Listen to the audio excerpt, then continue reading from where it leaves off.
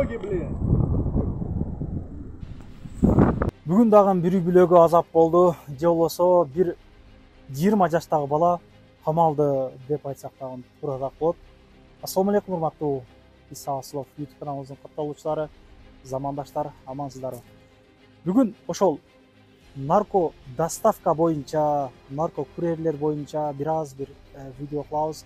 Андыктан бул видео, бул маалымат сиздерге пайдалуу болот деген ишеничтебиз. Биздин каналга катталып, лайк басып, видеону аягына чейин көрүңүздөр. Бүгүн кадимкидей эле досум доставкада иштеп жатып, мага видео жөнөттү.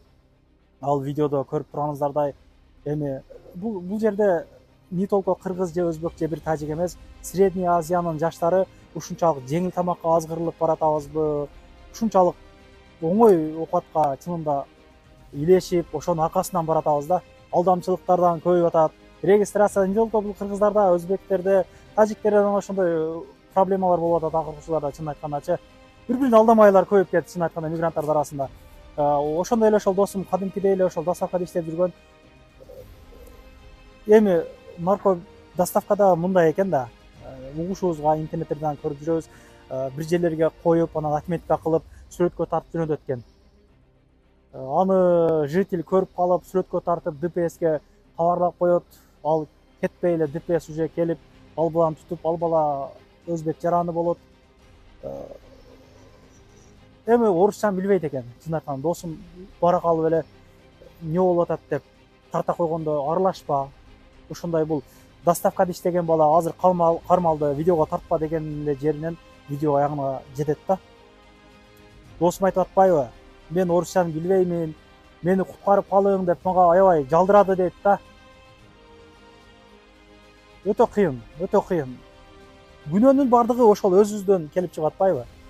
Бирөө сенин колуңа бербейт, муну апар дагы, могу жерге кой дагы сүрөткө тартып жөнөт деген уже мындай акылы кем адам дагы уже түшүнөт да ал нерсе бул мыйзамсыз экендигиничи. Ошол өзүбүздөн болуп атат туугандар. Мүмкүнчүлүк болсо жеңил тамакка азгырылбайлык. Бүгүн ошол үйдөгүлөр угуп, не деген кандай болгон акыбалга түштү да, ошол баланычы. Азыр айтып атат, кармап кетти, анан анын шериги дагы бар экен, аны дагы кармады дейт. Кыскасын айтканда, эми бул маалыматты мен угуп коюп эле, жөн эле мындай чыгарбай коюп, же болбосо өзүм билип эле калып кеткен мен пайдасы жок экен да. Эми бизди эл көрөт, жұрт көрөт, кичине болсо бир маалымат болсун, ушул жагынан болсо бир элге бир пайдалуу болсун, жеткирип коеюн деп мына мен чыгып атам туугандар. Жеңил оокаттан алыс болуңуздар, адал эмгек менен эмгек кылайлык. Биздин айылда, үйдө, Кыргызстанда же болбосо Өзбекстанда биздин ата энебиз күтүп атат туугандарым. Биз мусулман элибиз, бири-бирибизге мындай жүрөгүбүз ооруш керек, чынын айтканда.